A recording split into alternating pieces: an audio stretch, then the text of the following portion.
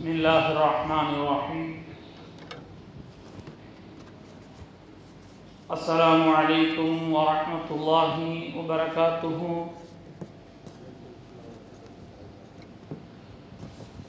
الحمد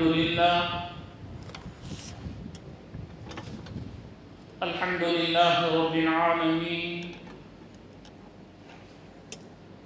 والصلاة والسلام على رسول الله صلى الله عليه وسلم وعلى آله وأصحابه أجمعين، أما بعد.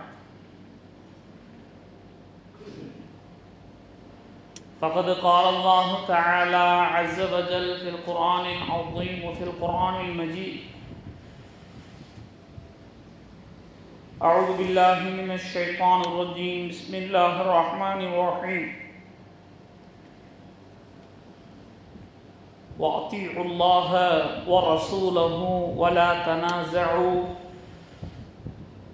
فتفشلوا وتذهب ريحكم واصبروا إن الله مع الصابرين. وقال نبينا رسول الله صلى الله عليه وسلم أنه قال: لا يلدغ المؤمن من حجر واحد مرتين.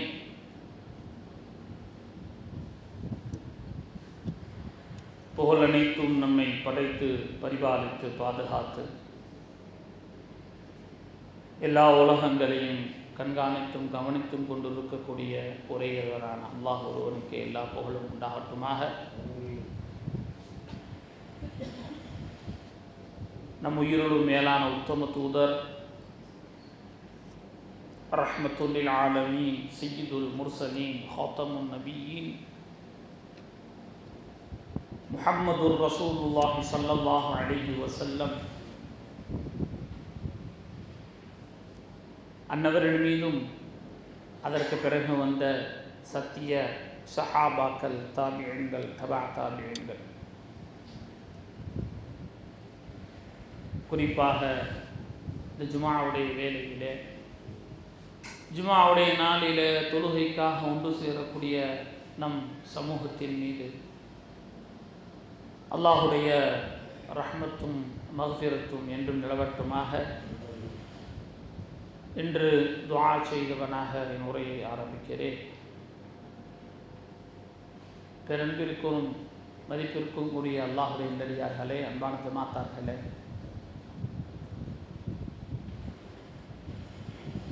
குர்ஆனிலே சூரத்துல் அன்ஃபால் 46வது வசனத்திலே ஆயத்திலே அல்லாஹு தஆலா கூறுகிறார்: வஅத்தீஉல்லாஹ், நீங்கள் அல்லாஹுக்கு கட்டுப்படுங்கள், வ ரசூலா, அவனுடைய இறை தூதர் முஹம்மது ஸல்லல்லாஹு அலைஹி வஸல்லம் அவர்களுக்கு கட்டுப்படுங்கள், வலா தனாஸஉ, நீங்கள் ஒருவருக்கொருவர் ஒற்றுமை இல்லாமல் சண்டையிட்டுக் கொள்ளாதீர்கள். ஒரு கால் அப்படி நீங்கள் சண்டையிட்டால் ஃபதஃஷலு வததஹப ரீஹுக்கும், அவ்வாறு நீங்கள் சண்டையிட்டுக் கொண்டால் கோழையாக ஆகிவிடுவீர்கள், உங்களுடைய காற்றும் சென்றுவிடும். அந்த காற்றுக்கு அர்த்தம் என்னவென்றால், உங்களுடைய பலம் குன்றி போய்விடும், நீங்கள் பலவீனமாக ஆகிவிடுவீர்கள். வஸ்பிரு, பொறுமையாக இருங்கள். இன்னல்லாஹ் மஅஸ் ஸாபிரீன், நிச்சயமாக அல்லாஹ் தஆலா பொறுமையாளரோடு இருக்கிறார் என்ற திருவசனம் வருகிறது. இந்த ஓதப்பட்ட ஆயத்திற்கும் இன்றைய பேசப்பட இருக்கின்ற தலைப்பிற்குமான சம்பந்தம் என்னவென்றால், எப்போது நாம் நம்மளுடைய சுய விஷயங்களை எல்லாம் ஒதுக்கி வைத்துவிட்டு சண்டைகளை, சச்சரவுகளை, இன்னும் என்னென்ன விஷயங்கள் இருக்கிறதோ அத்தனையும் ஒதுக்கி வைத்துவிட்டு அல்லாஹ் ரசூல் என்ன கற்றுக் கொடுத்தார்களோ, என்ன வழிகாட்டினார்களோ, எதை செய்ய சொன்னார்களோ அந்த விஷயத்தின் பக்கம் ஒன்றுபடாமல், ஒற்றுமையாக ஆகாமல், ஒன்று சேராமல் ஒரு வெற்றியை நாம் பார்க்க முடியாது. அதைத்தான் அல்லாஹ் தெளிவாக குர்ஆனிலே சூரத்துல் அன்ஃபாலிலே சொல்கிறான், அல்லாஹ் ரசூலுக்கு கட்டுப்படுங்கள். என்ன கட்டுப்படுவது? அவன் என்ன ஷரீஅத்தை கொண்டு வந்தானோ, எதை ஹலால் என்று சொன்னானோ, எதை ஹராம் என்று சொன்னானோ அதற்கு நீங்கள் கட்டுப்படுங்கள். அடுத்து அல்லாஹ் சொல்கிறான், வலா தனாஸு, உங்களுக்கு இடையிலே நீங்கள் சண்டையிட்டுக் கொள்ளாது. குடும்பம், ஒரு குடும்பத்திலே கணவன் மனைவிக்கு பிரச்சனை, தாய் தகப்பனுக்கு பிரச்சனை, அல்லது குழந்தைகளுக்கு மத்தியிலே பிரச்சனை என்று சொன்னால் அந்த குடும்பம் சந்தோஷமாக நிம்மதியாக வாழ்க்கையை நடத்த முடியுமா? காலத்தை நகர்த்த முடியுமா? ஆனால் அதற்கெல்லாம் மீறி இன்று சமூகத்திலே ஒற்றுமை இல்லாததின் காரணமாக, பிரிந்து பிரிந்து இழுப்பதின் காரணமாக, தன் சுயநலத்திற்காக தன்னுடைய கட்சிகளுக்கு ஏதாவது பாதிப்பு ஏற்பட்டுவிடும், தன் இயக்கங்களுக்கு ஏதாவது குறைவு ஏற்பட்டுவிடும் என்ற ஒரு அற்பத்தனமான ஒரு காரணத்தினால் பிரிந்தும் சிதைந்தும் இருக்கிறார். ஒற்றுமையை கற்றுக் கொடுத்த சமூகம் நம் சமூகம். ஒற்றுமையை கற்றுக் கொடுத்த சமூகம் நம் சமூகம். ஒரு சஹாபி வருகிறார், யா ரசூலல்லாஹ், என் அண்டை வீட்டுக்காரன் சொந்தக்காரனோடு நான் பேச விரும்புகிறேன். நான் போய் என்ன செய்றேன்? நான் போய் பேச போறேன். அவன் என்னை மதிக்கிறதே கிடையாது. நான் சலாம் சொன்னா பதில் சொல்வது கூட கிடையாது. ஸல்லல்லாஹு அலைஹி வஸல்லம் சொன்னார்கள், உனக்கு கடமை இருக்கு, உனக்கு நீ பேசிதான் ஆகணும், நீ சேர்ந்துதான் ஆகணும். உன்னை அவன் மதித்தாலும் சரி, உன்னை எது செய்தாலும் சரி, நாளைக்கு மறுமையில அல்லாஹ்ட்ட பதில் சொல்லி அவன் பதில் சொல்லிக்குவான். நீ மாட்டிராத, சேர்ந்து வாடு. நம்மள்ட்ட ஒருத்தன் கேட்டா என்ன சொல்லுவான்? நம்மள்ட்ட கேட்குறான், என் மாமனாரு என்னைய மதிக்கவே மாற்றாரு, என் மருமைங்க என்னை மதிக்கவே மாற்றாரு. நம்ம என்ன சொல்லுவோம்? அதே கெத்தா இருக்கணும், அதே உருண்டே இருக்கணும். ஒரு சாதாரண குடும்பத்திற்கே இப்படிப்பட்ட ஒரு சிந்தனையை சொன்ன ஸல்லல்லாஹு அலைஹி வஸல்லம் அவர்கள், இந்த ஒரு தேர்தல் வரப்போகிறது, இந்த தேர்தலை வைத்து கொடுக்குகின்ற அந்த மஷூராக்கள் சண்டைக்கு வந்துருவாங்க. சண்டைக்கு எப்படி இவங்களுக்கு நீங்க ஓட்டு போட சொல்லலாம்? இங்க தலைவிரி தான் ஜெயிக்கணும், இங்க தலைவிரி தான் நீங்க ஜெயிக்க வைக்கணும். எப்படி அழகாக குர்ஆனுடைய வசனம் வந்துவிட்டது.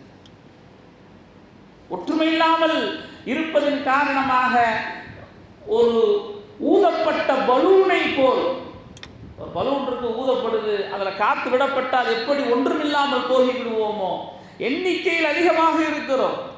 இன்னைக்கு ஒரு 200க்கும் மேற்பட்ட நாடுகள் இருக்கிறது என்று சொன்னால், அந்த 200 நாடுல 50 நாடுகள் இஸ்லாமிய நாடாக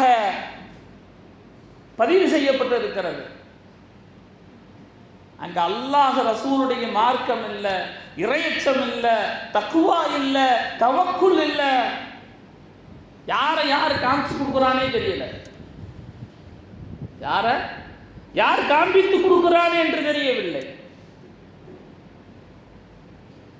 அடுத்து ஸல்லல்லாஹு அலைஹி வஸல்லம் அவர்கள் அழகான ஒரு முஃமினுக்கு உதாரணத்தை சொன்னார்கள். ஒரு முஃமினுக்கு உதாரணத்தை சொன்னார்கள், லா யுல்தகுல் முஃமினு மின் ஹுஜுரின் வாஹிதின் மர்ரதைன். விஷ ஜந்துகளின் ஒரு பொந்துக்குள் 2 தடவை கைவிட்டு ஒரு முஃமின் கடி வாங்க மாட்டான். ஒரு முஃமினுடைய அடையாளம் என்னன்னா, இதனுடைய ஹதீஸுடைய அர்த்தம் என்னன்னா, ஏமாந்தா ஒரு தடவை தான் ஏமாறுவார். ஒரு மனுஷன் ஏமாந்துக்கிட்டே இருக்கான்னு வைங்க, அவன் முஃமின் கிடையாது. ஒரு மனிதன் ஏமாந்து கொண்டே இருக்கிறான் என்று சொன்னால், அடிவாங்கி கொண்டே இருக்கிறான் என்று சொன்னால், தெளிவாக இருக்க வேண்டும் என்பதை ரசூலுல்லாஹி ஸல்லல்லாஹு அலைஹி வஸல்லம் கற்றுக் கொடுக்கிறார். எப்படிப்பட்ட அழகான வார்த்தை! அப்ப அல்லாஹ்வுடைய நல்லடியார்களே, ஒற்றுமை என்பது ஒரு எட்டாக்கனியாக, ஒரு எட்டாத கனியாக சமூகத்தில் இருந்து கொண்டிருக்கிறது. தயவு செய்து அந்த சிந்தனையை மாற்ற வேண்டும், அந்த சிந்தனையை மாற்ற வேண்டும். பத்ருடைய யுத்தத்தில் ஸல்லல்லாஹு அலைஹி வஸல்லம் அவர்கள் அந்த வெற்றி கிடைத்த பிறகு சில அந்த காபிர்களுக்கு இருக்கக்கூடிய ஆட்கள்ல சில நபர்களை சிறை பிடித்தார். சிறை பிடிக்கப்படும் பொழுது அபு இஸ்ஸா என்று சொல்லக்கூடிய ஒரு கவிஞன், பாட்டு பாடக்கூடியவன். என்ன பாட்டு பாடக்கூடியவன்னா, தன் காஃபிர் இனத்தை, தன்னுடைய மக்கா காபிர்களை எல்லாம் பெருமையாக கவிதையாக பாட்டு கொடுக்கக்கூடியவன் அபு இஸ்ஸா. அவனை சிறை பிடித்தார்கள். சிறை பிடித்ததோடு அவன் மன்னிப்பு கேட்கிறான். நாயகமே ஸல்லல்லாஹு அலைஹி அவர்களே, நான் புள்ள குட்டிக்காரன், எனக்கு நிறைய பிள்ளைகள் இருக்கிறது, என்னால் என்ன செய்ய முடியாது, என்னை தயவு செய்து எதுவும் பண்ணிடாதீங்க, ஊரை விட்டு ஒதுக்கியோ அல்லது கொலையோ செஞ்சிடாதீங்க, நான் இனிமே போய் ஒழுங்காக நினைஞ்சுக்குவேன், இருந்துக்குவேன் அல்லது கெஞ்சி கேட்கிறான். அப்ப ஸல்லல்லாஹு அலைஹி அவர்கள் அவன் மீது இறக்கப்பட்டார்கள், அவனை மன்னித்து விட்டார். ஆனால் அவன் அடுத்த பத்ரு முடிஞ்சது, அடுத்த யுத்தம் உஹது ஆரம்பிக்குது. அப்பயும் சும்மா இருக்கல, போய் புது புது கவிதையா எழுதுறது, புது புது பாட்டா எழுதுறது, எழுதி இஸ்லாத்துக்கு எதிரான பிரச்சாரம் செய்யக்கூடியவனா ஆகிவிட்டான். மறுபடியும் உஹதுடைய யுத்தம் நடைபெறுகிறது. உஹதுடைய யுத்தம் நடைபெறும் பொழுது மறுபடியும் சிறைபிடிக்கப்படுகிறான். ஸல்லல்லாஹு அலைஹி அவர்கள் சும்மா விடல, அவனுக்கு என்ன தண்டனை கொடுக்க வேண்டுமோ அதை நிறைவேற்றினார். இந்த சம்பவத்தின் மூலமாக நமக்கு கிடைக்கக்கூடிய விஷயம் என்னவென்றால், ஒரு முஃமின் தொடர்ந்து ஏமாற மாட்டான். ஒரு முஃமின் தொடர்ந்து ஏமாற மாட்டான். அப்ப ஏதோ அவருடைய சிந்தனையில தெளிவில்லை, அல்லாஹ் ரசூலின் மீது இருக்கக்கூடிய அந்த பயம், அந்த இறை நம்பிக்கை, தவக்குள் குறைவாக இருக்கிறது. அல்லாஹ்வுடைய நல்லடியார்களே, தயவு செய்து சில விஷயங்களை ஆராயக்கூடிய கட்டாயத்திலே நாம் இருந்து கொண்டிருக்கிறோம்.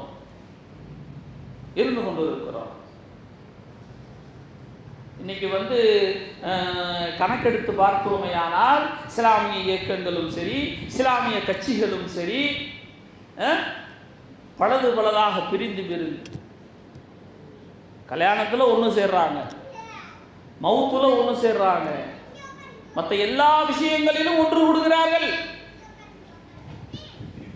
ஆனால் தேர்தல்னு வரும் பொழுது, கட்சின்னு வரும் பொழுது, இயக்கம்னு வரும் பொழுது தனியாக பிரிந்து உட்கார்ந்து ஆலோசனை செய்யுங்க, மஷூரா செய்யுங்க, ஒன்றுபடுங்க, மனக்கசப்புகளை எல்லாம் தூக்கி எறிங்கள். எந்த அளவுக்குன்னா எல்லாம் ஒன்றா இருக்கிறாங்க. இப்படி கட்சிக்கு தலைவர் இருப்பார்ல, சைடாக யாராவது இருப்பார்ல, செயலாளர், அடுத்த ஆள் பொறுப்பில் இருப்பாங்கல்ல. ஏதாவது ஒரு மனஸ்தாபம் வந்துருச்சுன்னா இவர் பிரிஞ்சு இவர் ஒரு புது பேரை வச்சு என்ன பண்ணிடுறாரு, இதான் இனிமேல் என் கட்சி, அந்த ஒற்றுமையை குலைக்கிறார். அங்க அல்லாஹ் ரசூலுடைய ஷரீஅத் இறையச்சம் தவக்குல் அவர்களுக்கு தெரிவது கிடையாது.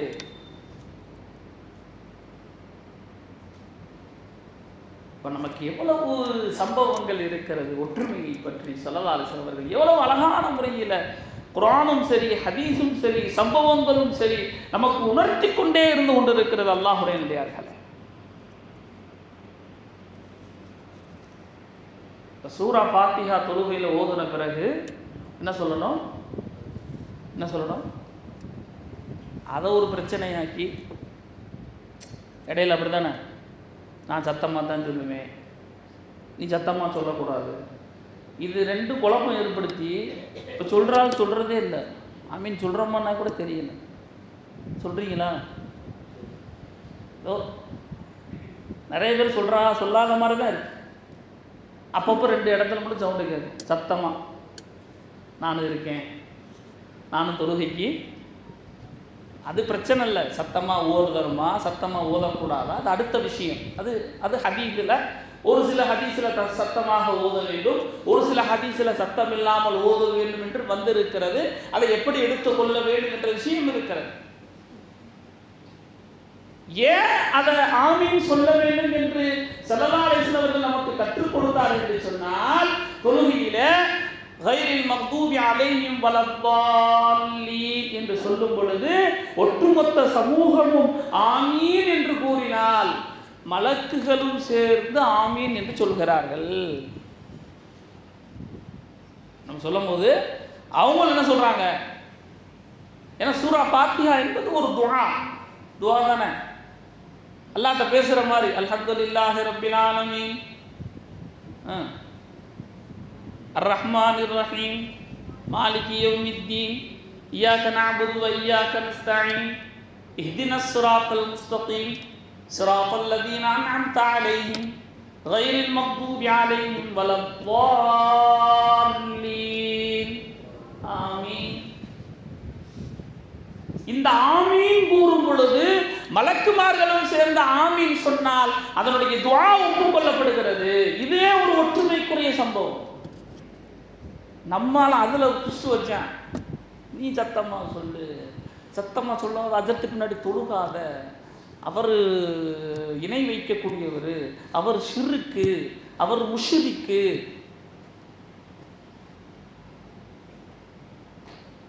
சின்ன சின்ன ஷரியத்துடைய சட்டங்களிலே சண்டையிட்டு முற்றவிட்டு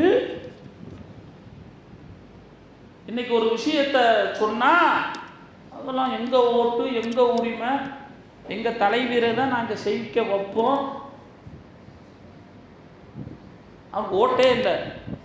அவன் சொல்றான், வெயிட் பண்றேன், எப்போ ஓட்டு வருதோ குத்து.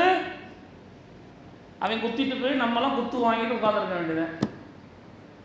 நாட்டில் என்ன நடக்குதுன்னு தெரியல, என்ன பிரச்சனைன்னு தெரியல, நிறைய விஷயங்கள் குழப்பங்கள் ஏற்படுத்தி கொண்டே இருக்கிறது. நீங்கள் முட்டு கொடுக்குறீங்களா, நீங்கள் சொம்பு தூக்குறீங்களா, எங்களை கமெண்டில் நீங்கள் சொம்பு தூக்குறீங்க, நீங்கள் முட்டு கொடுக்குறீங்க, நீங்கள் எவ்வளோ ஐயா நாங்கள் கேவலப்படணும். நாங்கள் சொல்வதில் எந்த ஒரு சல்லி பிரயோஜனமும் எங்களுக்கு இல்லை. அல்லாஹ் ரசூல் கற்றுக் கொடுத்த அந்த வழிமுறையின்படி காலத்திற்கு என்ன தேவையோ, யார் வெற்றி பெற்றால் எல்லா மக்களும் சந்தோஷமாக நிம்மதியாக இருக்க வேண்டும் என்ற விஷயங்களை ஆராய்ச்சி பண்ணி சொல்லியிருக்கிறார்கள். கேவலமாக, மோசமாக அல்லாஹ் நம் அனைவரையும் பாதுகாப்பானாக. எப்போது ஒன்று சேரப்போகிறோம்? எப்போது ஒன்று சேரப்போகிறோம்? நபிகளாருடைய அந்த காலத்தில் ஸல்லல்லாஹு அலைஹி வஸல்லம் அவர்களுக்கு பிறகு ஒரு 2 காலம் சொன்னார்கள். அந்த காலத்திலிருந்து ஏற்பட்ட குழப்பமாகி அது ஒரு பெரிய பூதாகமான விஷயமாக மாறி இன்று வரைக்கும் சமூகம் குழப்பத்திலே சிக்கிக்கொண்டு பதில் இல்லாமல் அல்லாஹ் நம் அனைவரையும் பாதுகாப்பானாக. அப்ப அந்த சூரா ஃபாத்திஹாக்கு பிறகு ஓத வேண்டிய அந்த ஆமீனுடைய விஷயத்துல ஸல்லல்லாஹு அலைஹி வஸல்லம் அவர்கள் நமக்கு ஒற்றுமையை கற்றுக் கொடுக்கிறார்கள். நகைச்சுவையான ஒரு கதை சொல்லலாம். முல்லா நஸ்ருத்தீனுடைய கதை எல்லாரும் படிச்சிருப்போம், எல்லாரும் ஞாபகம் ஊட்டுகிறேன். கறிக்கடைக்கு போனாராம் முல்லா நஸ்ருத்தீன். எங்க போனாராம்? கறிக்கடைக்கு போனாராம். ஆட்டுக்கறி வாங்கியிருக்காரு.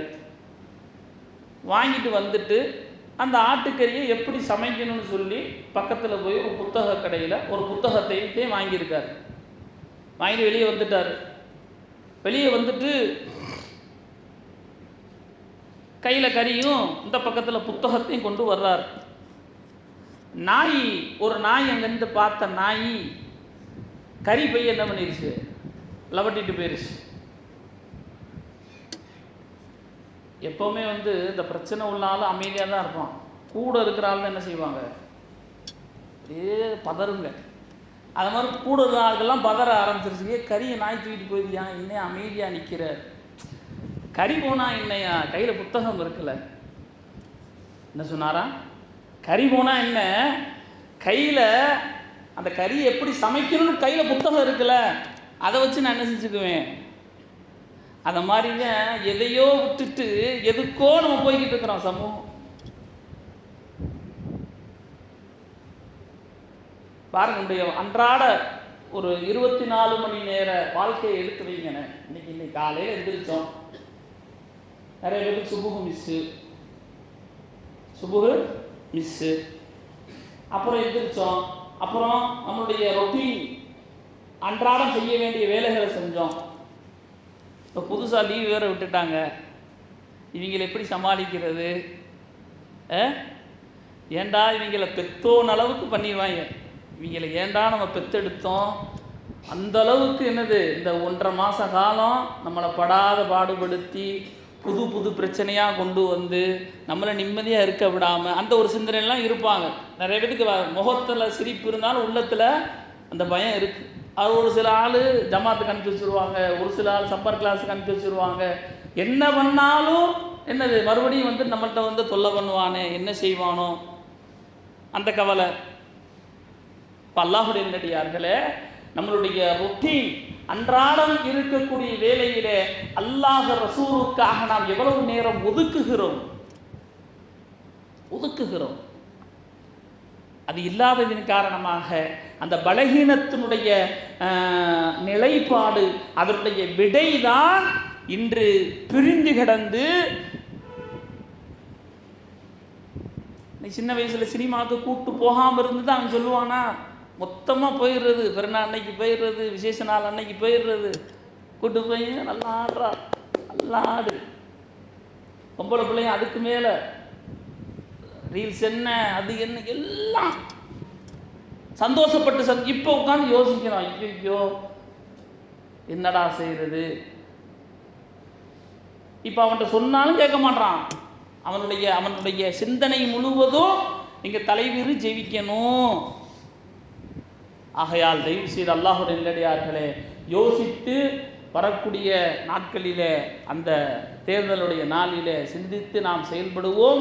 ஒற்றுமைக்கான விஷயங்களை அவ்வப்போது சமூகத்துக்கு மத்தியிலே ஒன்று சேரும் பொழுது ஒற்றுமையாக எப்படி இருக்க வேண்டும், சண்டையிடாமல் எப்படி இருக்க வேண்டும் என்ற விஷயங்களை எல்லாம் பேசுவோம்.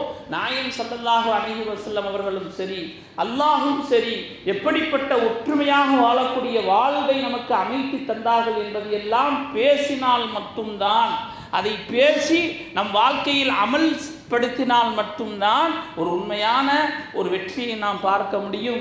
இல்லை என்று சொன்னால் நாடு நாசமாகுவதை யாராலும் தடுக்க முடியாது. அல்லாஹ் அப்படிப்பட்ட நாசமாகாமல் இருப்பதற்கான அல்லாஹ் அப்படி ஆக்க மாட்டான் என்று துஆ செய்தவனாக என் உரையை முடிவு செய்கிறேன். வாஹிரு தஅவானா அல்ஹம்துலில்லாஹி ரப்பில் ஆலமீன். சுன்னத்துல்லாஹி சுன்னத்துல்